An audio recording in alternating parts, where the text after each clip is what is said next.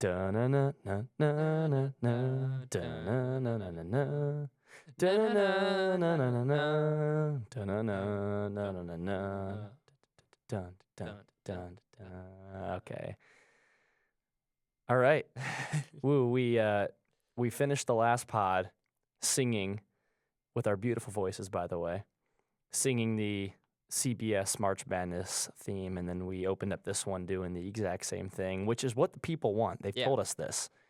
Many smart people say this. Yeah, this is what all of our hundreds and thousands of reviews and text messages and replies we get personally, and the phone calls too, that they all want the same thing, and it's more singing. This is what Trevor Perkins wants. And we listen. If there's anybody in the audience we listen to, it's our boy Trevor, who if Shout people, out Trevor. I'm sure he's listening right now. Yeah, hopefully, probably not. Probably not. If people don't remember, Trevor won our March Madness tourney challenge last year, all the way from Virginia. Not exactly sure where at in Virginia, but that's his home state. I don't feel like that's giving it away too much. No. There's millions of people that live in the state of Virginia, so I think he's probably okay. But he allegedly, it's not just us saying. He allegedly wants us to sing. Yeah. More. It's that time of the year. He's feeling it, we're feeling it, and man, the teams are feeling it for sure. The Missouri Valley Conference Tournament right now is going on. Yep. They're feeling it. Let's go. Watch that. That was a good first game. It was a 1-point game. Southern Illinois wins. Real quick before we hop in here, Casey, I want you to do this here. Casey, before the podcast started, told me that he has a running list of the amount of conference tourney games he's watched so far. Would you like to give us the...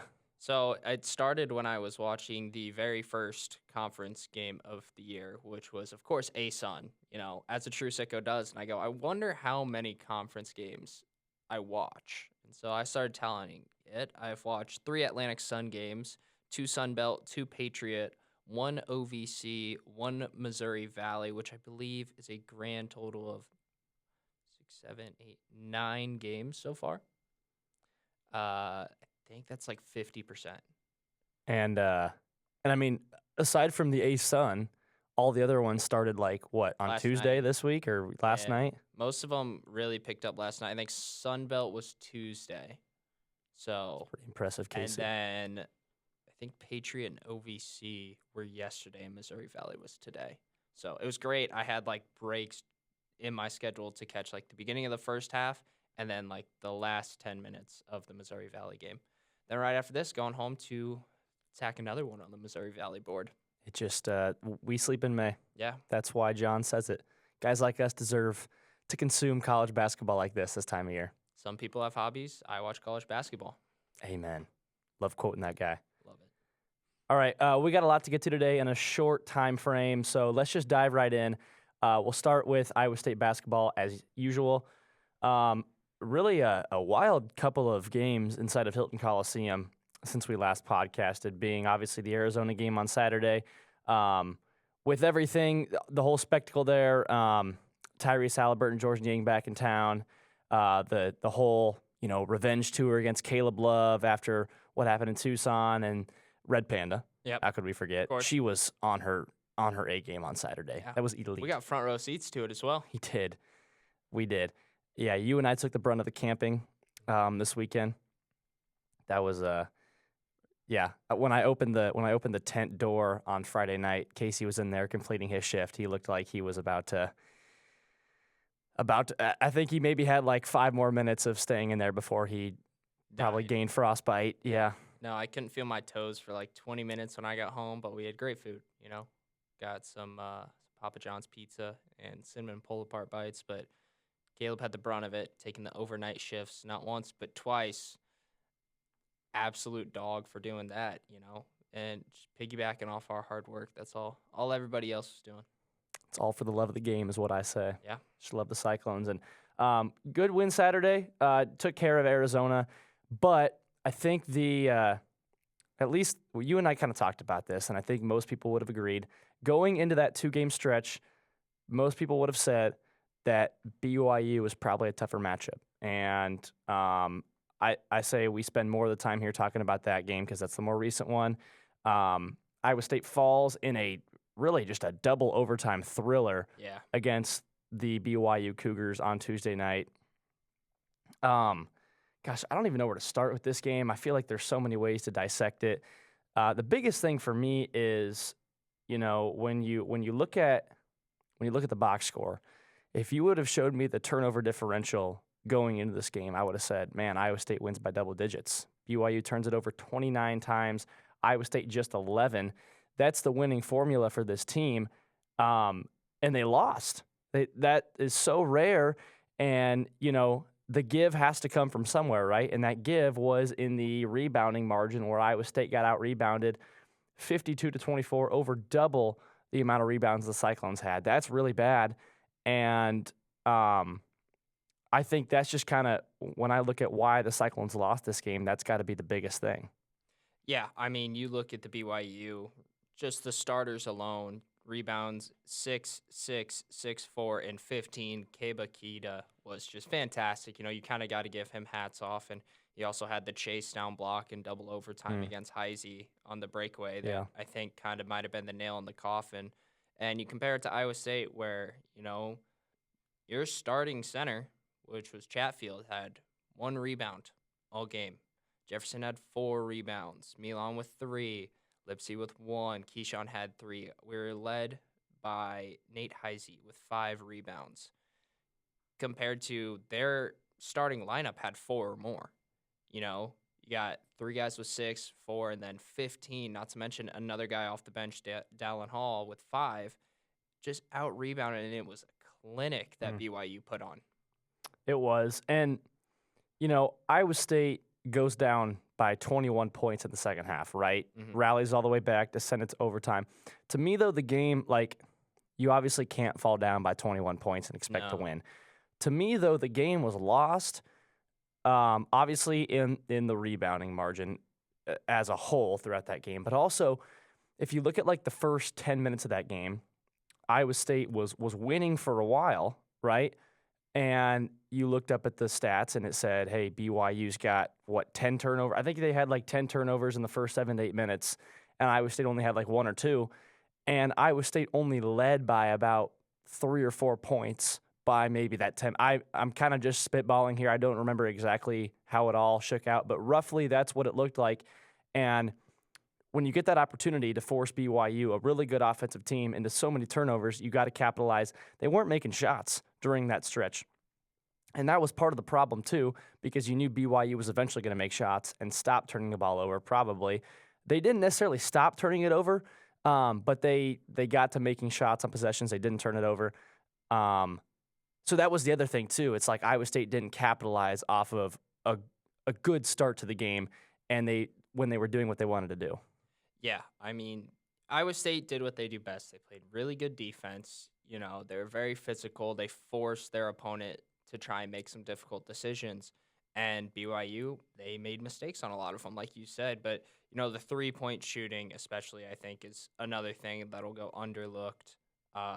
40% from three-point for BYU, along with 80% from the free throw line. You kind of tie 2 and 2 together there. I mean, 31 free throws for BYU and Iowa State. We made 2 more than they did. So, you can't really say this game was won and lost at the free throw line, but I think, 11 makes on 32 threes compared to 8 makes on 28 threes. Those 9 points right there were a big decider in why BYU got out. And I thought a lot of them was just really good ball movement from BYU, getting open or less contested looks than Iowa State, where I felt like we took a little bit more contested shots, or we had a guy in our face, or maybe an extra pass would have given us a more open one, where BYU was unselfish. They were able to kick that extra pass out and get a better look.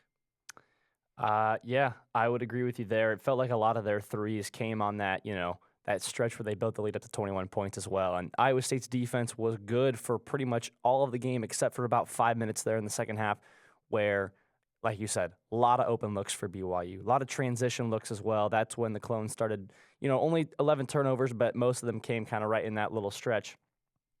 Just another heartbreaking loss.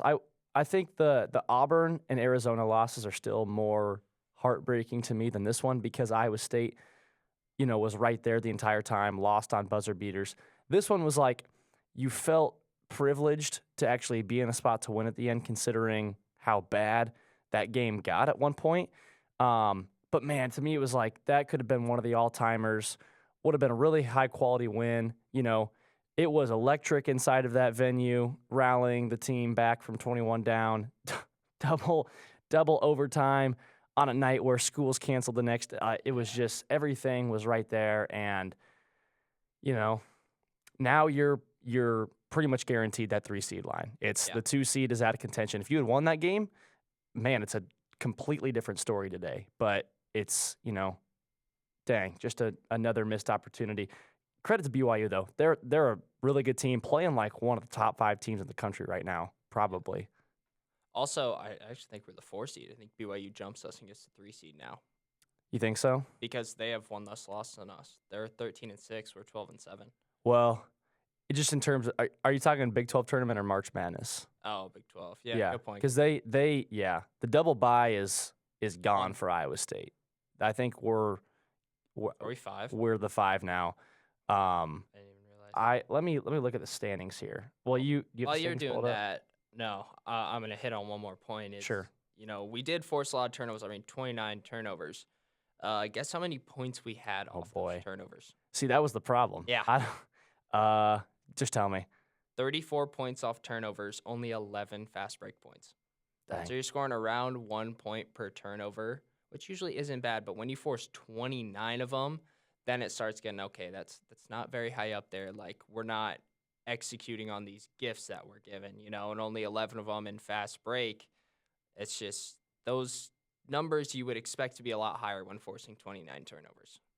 And yeah, see, there again, you just kind of added to the point that was made earlier. We were like, the rebounding was bad, but you almost really dug yourself into a hole in that game when you couldn't capitalize off of those turnovers early on because you knew BYU was going to figure it out eventually. So standings here, Iowa State, I believe, is locked into the 5 seed now because they can't. BYU has the tiebreaker, and then Baylor and Kansas both 10-9, only one conference game to go. So Iowa State automatically the 5 seed. To me, I don't like that for this team. As few of games as they can play, I think is ideal just to get rested up. We've seen how unhealthy they've been this year. But I don't know. I'm sure there's a silver lining. Maybe you can get some more momentum with another win tacked on. We've seen this team in Kansas City before for the Big 12 tournament. I would say they have as good of a chance as anybody to run the table and win that conference tournament. I just, what I would hate to have happen is like Iowa State gets its way to the championship, loses in the championship, and then they have, it's like it almost feels pointless at that point because I don't know how much a run in the conference tournament, aside from maybe a championship, would boost Iowa State seeding-wise. There's a lot to analyze here, but I definitely, would have much rather had that 4 seed than the 5 seed. Yeah, and we can hit on more conference play when we get into next week's podcast before the tournament. Absolutely. Yep. So one more conference game here, K-State, Saturday.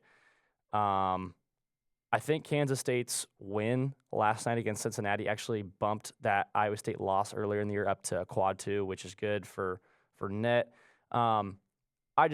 Whatever for this game. Iowa State's already locked into the 5 seed conference tournament-wise.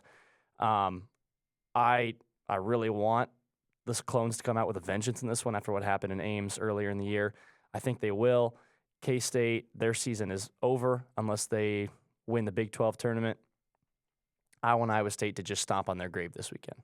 Yeah, but you put yourself in a position where we have been so unhealthy. It doesn't matter what we do in this game. It's not going to impact our seed. It's not going to impact, how people look on us when it comes to March Madness. So I wouldn't be surprised if we roll out there with 1 or 2 starters, like consistently. Some load management. Load management, Taman, load management, Keyshawn, load management on Momchilovich, load management on Curtis, let Heisey go out there and get big minutes to see what he can do and some star time performances, have the post get some work, maybe go deeper into your bench, get D-Watt a lot more time to, you never know what happens in March and in tournaments, so guys are going to need to make runs when you're playing every day, every other day. So everyone's got to be ready to go. So, I mean, in my eyes, you get Noyes going, you get D-Watt going, Heisey in like a big-time role, see what he can do. Just change up the looks, get guys ready because you never know who's going to go down. You never know who's going to foul out, technicals here and there. Like, March is so unpredictable. You got to have guys ready. Yeah, really good point. Ultimately, yeah, Saturday does not really matter at all. Yeah, I think I like where you're thinking there, and yeah, the unpredictability aspect. So yeah, Saturday's probably big in the way of getting guys more and more healthy. Maybe don't play Curtis Jones and Keyshawn Gilbert as much as normal. I'd be surprised if they touch 25 minutes. Yeah, I think that's probably the right move. And I think Iowa State could still win that game with a very watered-down lineup. K-State is not playing the way they were earlier in the year. No. Back in February. And it's not like that place will be rocking anyways. No. All right, well, shall we talk some Big 12 and start moving here? Let's do it. Sounds good. Houston, for starters, has won the Big 12 title each of the first 2 seasons. Get this, 3 of the top 5 teams in the conference right now are additions from the past 2 seasons. Yeah. That's not what I expected at all. Not really, but I mean, you look at the teams we're adding. Houston, just a perennial top 5, top 10 team that's really come into their own. Arizona, they're a 2 seed almost every year, I feel like. And I think the big surprise is BYU and the steps they've taken. But, when they go out, they hired a fantastic coach. He's really got good work done. And, I mean, man, you think this team's adding the number 1 player next year as well. As things are going to really get going. They got some deep pockets down there. Yeah, it's fantastic. But, for the game, it's awesome. I think the most interesting thing outside of BYU is just how far Kansas has fallen, and I think Baylor took a little bit of a hit too, but the normal Big 12 teams aren't fantastic, but you look 3, 4 of the bottom 5. I mean, 5 of the bottom 6 are new additions as well. Cincinnati, UCF, Arizona State, and Colorado, all 5 of the bottom 6, including Oklahoma. Throw Utah in there as well. You mentioned Kansas here. I know you wanted to do a little hit on them here. So, lost to Tech on Saturday and then Houston on Monday. Man, that Houston one, they were right there. They were. Had a shot. I thought they... Once again, and Tech, dude. They were right there against Tech, too. But, it's just another thing, and guys falling lower, teams falling lower and lower, and what the transfer portal is doing and how useful is it, and when do you use it, when do you not use it? You've seen Iowa State, Houston, a lot of these other teams have success with, going minimal and going for roles. Now you've seen Kansas and Arkansas and Kentucky go out and do these giant overhauls with their rosters and stuff like that. I know Kentucky and Arkansas are because of coaching changes, but, you kind of get down to, like, everyone was worried that, these big teams are going to go pay tons and tons of money and get all the best players, and then they're just going to win, and transfer portal's not going to be fun. Well, now we're seeing BYU is over Kansas right now. You're seeing all these kind of smaller market teams that are using their money more wisely than just throwing at the biggest fish out there, and I think it'll change how the next 2 years people go at the transfer portal. You see these big teams are still going after big market guys and throwing them as much money as they can. And I think guys are starting to find out that maybe that's not the right way to go about it. Yeah, I agree here. Joe Lunardi currently has Kansas. This was as of Tuesday, so it would have been after that Houston game. Yeah. Currently has Kansas as a 7 seed playing in Cleveland. They would play VCU first round and then Florida in the second round, barring a loss to Robert Morris. So I feel like for Kansas, that's that's not a horrible draw if that were to be the case. When was the last time? Yeah, I was going to say, when was the last time they were below like a 4? The last time I looked it up. I think they were 4 last year, right? I think they were 4, yeah. Okay. But I looked it up, and it was like the last time we had more than one home loss was like 2017, 2018. Which was the year after Frank Mason left. It was Devontae Graham's senior year, but we lost Mason, Landon Lucas, and Josh Jackson the year before. and we have 3 home losses. One of them was unranked, and we still got a 1 seed and lost to eventual national championships Villanova. Hmm. And Wow. I was just thinking about it, and I was looking at it. I'm like, every other year you look at it, 1 home loss, 1 home loss, 0 home losses, 0 home losses, 1 home loss, 0 home loss. It's like done so well protecting home court. Now, when you lose so many games at home in the Big 12, you're gonna lose on the road. Yeah. That's a given. That's why they fall down to the 7th seed. Hmm.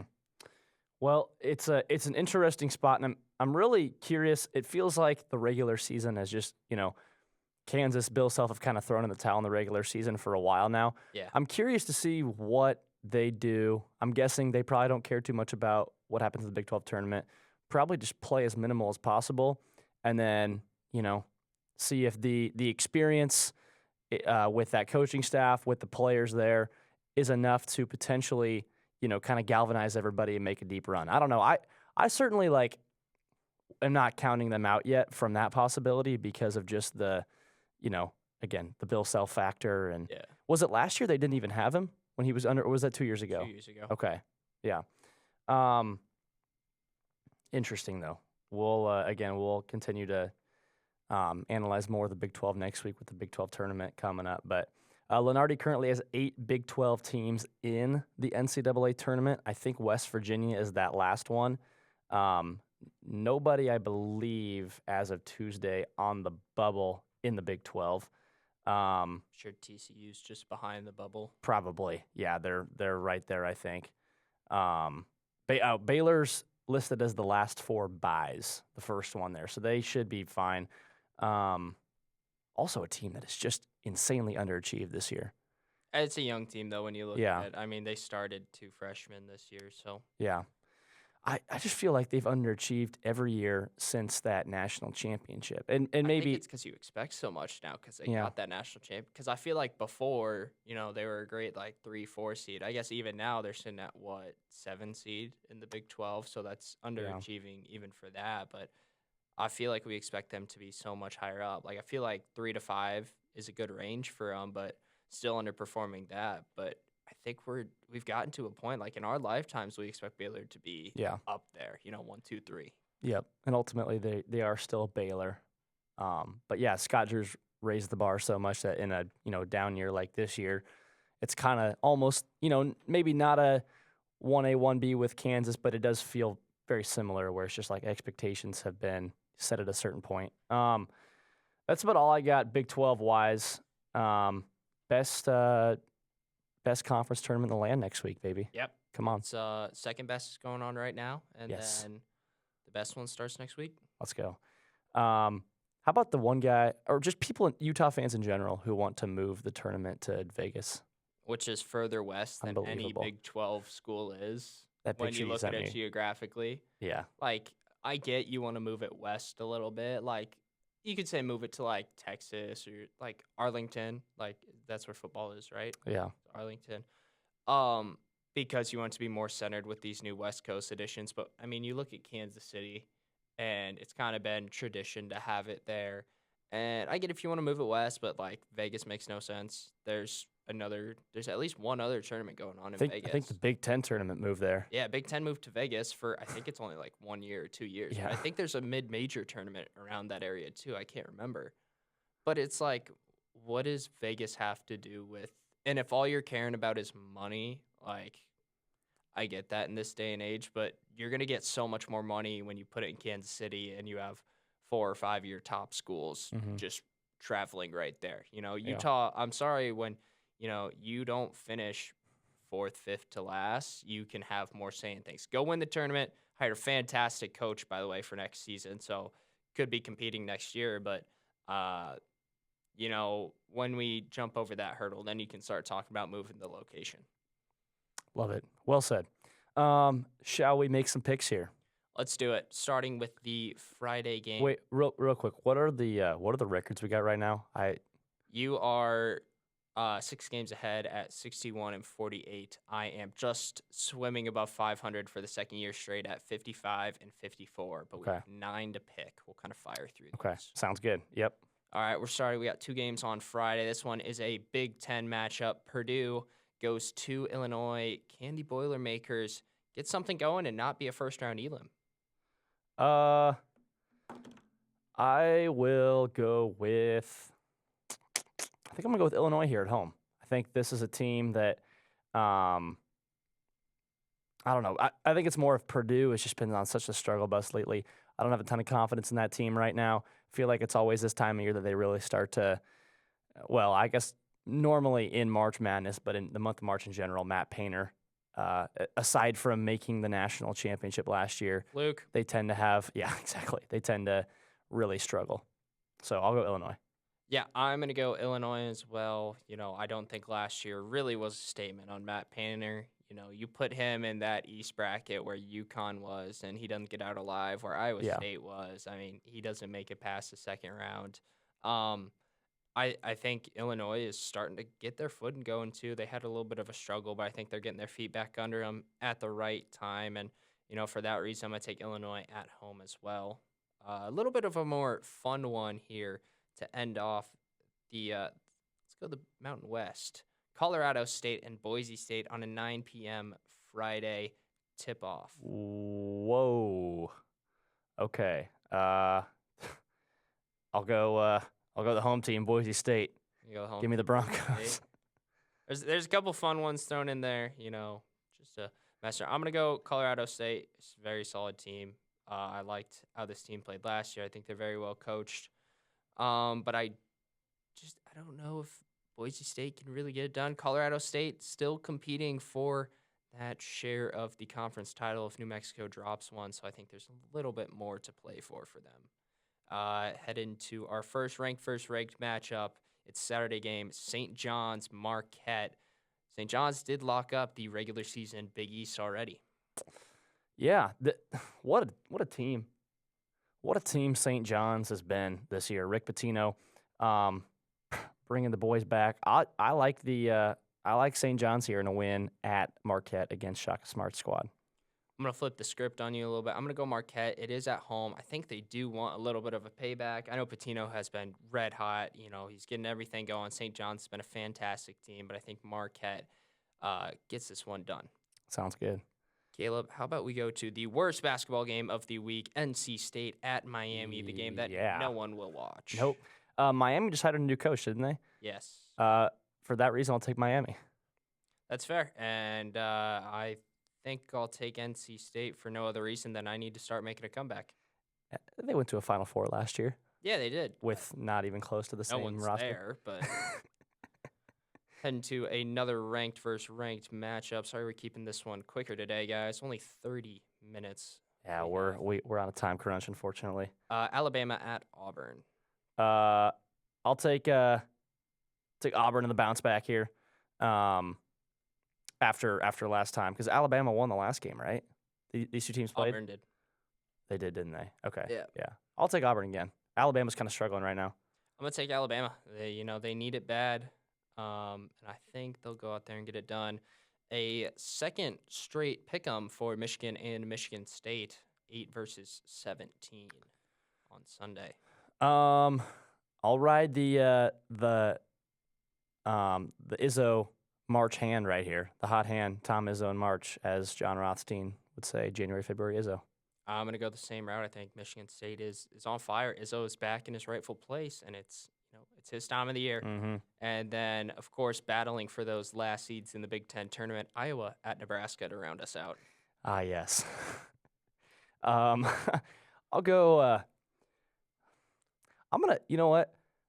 Interestingly, I'm gonna pick Iowa here. As much as I hate to do that, I think that the reason why Fran McCaffrey that's probably his last ever regular season game. I think Iowa's gonna fire him after this year. I think they need to.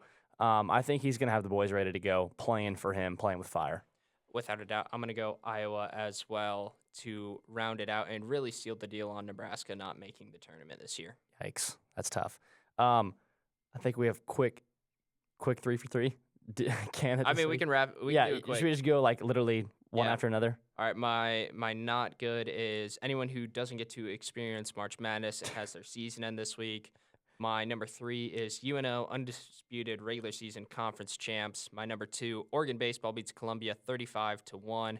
And my number 1, Campbell, the nobodies from nowhere, getting it done on the baseball field. Let's go. And then my not 3 for 3. Jerome Tang goes to the K-State student section after beating Colorado. There's nobody there. Number 3, Adrian Wojnarowski selling his phones that he dropped Woj bombs on. Number 2, Darian Porter at the NFL Combine. Clones in general, elite. Wes Miller, number 1 last night, said that it's okay for fans, or he said he would boo himself as well after the performance last night. So we're wrapping this up really quickly, but thank you all for tuning in. We'll catch you next week for more March Madness.